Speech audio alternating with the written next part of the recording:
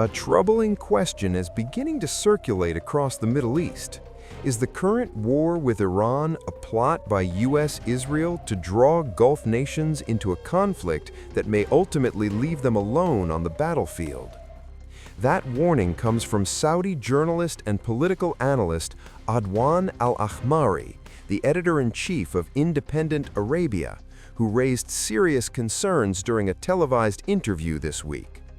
Speaking to Asharq News in Riyadh, Ahmari suggested that not every attack targeting Gulf states may necessarily come directly from Iran. Instead, he said, a growing hypothesis circulating among regional observers suggests the war itself may be designed to pull Gulf countries deeper into the confrontation. According to Ahmari, some analysts believe the conflict could be an American-Israeli strategy to implicate Gulf allies in the fight. The fear, he suggested, is that regional states could become frontline participants while Washington later declares victory and steps away.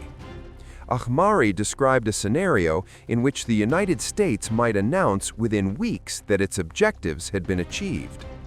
If that happened, Gulf states could find themselves facing an open confrontation with Iran without the full backing of Washington. Such fears reflect what Ahmari described as a growing erosion of trust between the United States and members of the Gulf Cooperation Council. The concerns come amid a swirl of unverified claims and conspiracy theories circulating online and in regional media. Among them are allegations that intelligence agents linked to Israel may have attempted operations designed to provoke wider escalation. Ahmari referenced claims promoted by political commentator Tucker Carlson, suggesting that Saudi Arabia and Qatar had arrested alleged Mossad agents planning attacks. Those claims remain unverified, but the mere circulation of such allegations highlights the level of anxiety now spreading through the region. Ahmari also argued that even dramatic military actions against Iran may not fundamentally alter the balance of power. He pointed specifically to the Islamic Revolutionary Corps, widely known as the IRGC. The IRGC is not simply another military formation. It is an elite ideological force created to defend Iran's ruling system and maintain the country's revolutionary political order. Unlike Iran's conventional armed forces, the Guard Corps operates as both a military and political institution. Ahmari warned that removing individual leaders or damaging parts of Iran's military infrastructure would not necessarily dismantle that structure. In his view, the IRGC would eventually rebuild its capabilities and emerge stronger. He argued that even eliminating Iran's supreme leader would have limited impact if the Guard Corps remained intact. Similarly, he said, destroying parts of Iran's nuclear program would not permanently weaken the system that supports it. According to Ahmari, the real question facing Washington's allies is far more fundamental. What exactly are the United States' objectives in the war with Iran? And how long is the conflict expected to last? When the campaign began, President Donald Trump suggested it could be completed within 4 to 5 days. That timeline quickly shifted.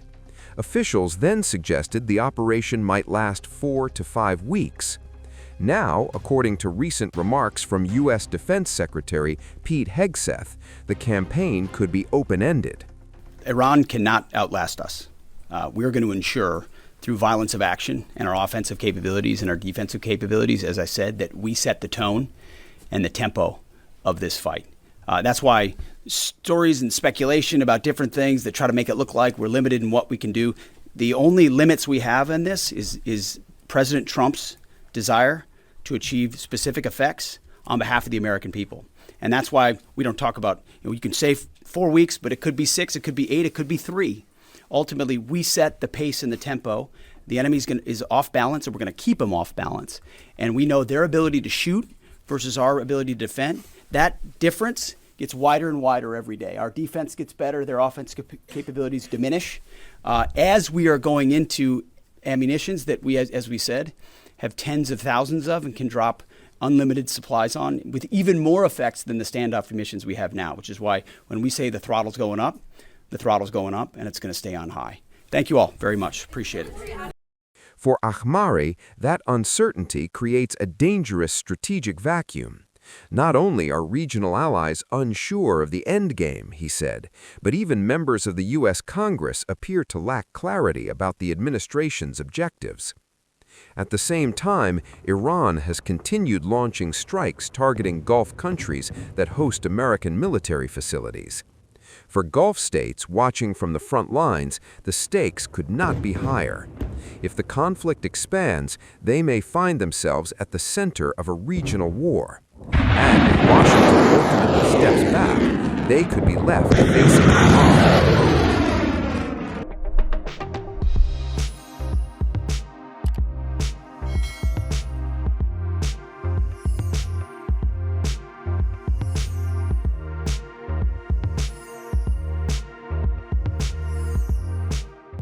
News never stops. The world keeps turning, and every turn tells a story. Wars, elections, geopolitics, Davids versus Goliaths. While everyone is celebrating the US-China trade thaw, Trump has been quietly doing something else across Asia. These were once home to the ancient Silk Road connecting east and west. But who's connecting the dots? Who's decoding the global storm? Welcome to Times of India videos. You're watching a special edition of Global Pulse with me, Neha Khanna. בהנחיה שלי ושל שר הביטחון ישראל כץ. Durante este año, We decode the shifting grains of geopolitics to you. From Washington to Wuhan. Встановлені домовленості і сьогодні підписуються. Everything, everywhere, all at once. Just 2 years ago, Canada was one of the most popular countries for Indian students. From Davos to Delhi, we track the decisions that move markets, shift policies, and shape the future. No jargon, no bias, just clear, credible, global journalism. Because understanding the world doesn't have to be complicated, it just has to be smart. And that's what we do best. At Times of India videos, we don't just tell stories, we build perspective. We connect the dots between what's global and what's personal, what's happening out there, and what it means for you. It's fast. It's fearless. It's making sense of the changing world order. Times of India videos. Because your worldview is just a tap away.